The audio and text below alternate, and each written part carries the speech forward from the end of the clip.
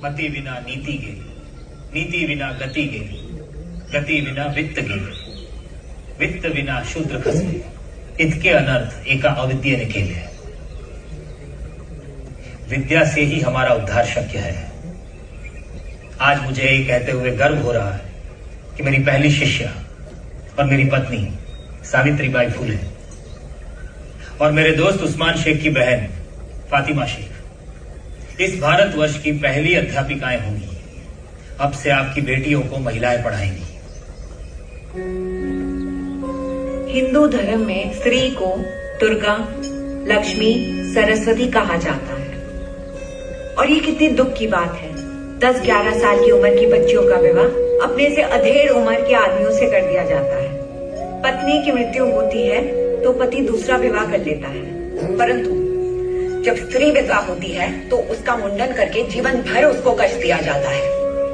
ज्ञान अर्जित करने का अधिकार सिर्फ पुरुषों का होता तो भगवान सरस्वती माँ को ज्ञान की देवी नहीं बनाते. सिर्फ हिंदू धर्म में नहीं, हमारे मजहब के ठेकेदारों ने भी औरतों को गुलाम बनाए रखने के कानून बनाए हैं. पर अब वक्त बदल रहा है.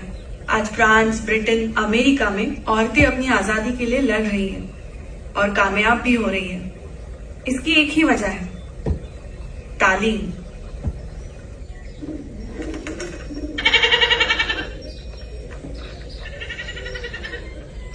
पंद्रह मई से हमारा स्कूल शुरू हो रहा है और मैं चाहती हूँ कि आप अपनी बेटियों को जरूर भेजें. अंग्रेजी तालीम लेने बेटियों को घर के बाहर भेजें? तालीम के लिए तो चीन तक जा सकते हैं, ऐसे हमारे हुजूर पाक ने फरमाया है. इल्म इबादत से बेहतर है, ये मैं नहीं कह रही, कुरान शरीफ में लिखा है. कुरान शरीफ तो हमने भी पढ़ा है. तर्जुमा पढ़ा है. मुझे बताइए कि एक शादीशुदा औरत के फर्ज क्या होते हैं? शौहर की खिदमत करना, उसके लिए खाना बनाना, कपड़े धोना, झाड़ू, पोछा, बर्तन, घर का ख्याल रखना, बच्चों की परवरिश, सास ससुर की खिदमत, और क्या. सही है, पर ये सारे फर्ज नहीं है.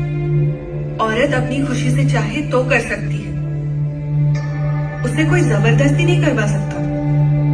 यहाँ तक कि ये भी लिखा है कि औरत अपने हर काम के एवज में शौहर से पैसे भी मांग सकती है. क्या बात कर रही हो फातिमा, यहाँ तो हक मेहर ही नहीं मिलता.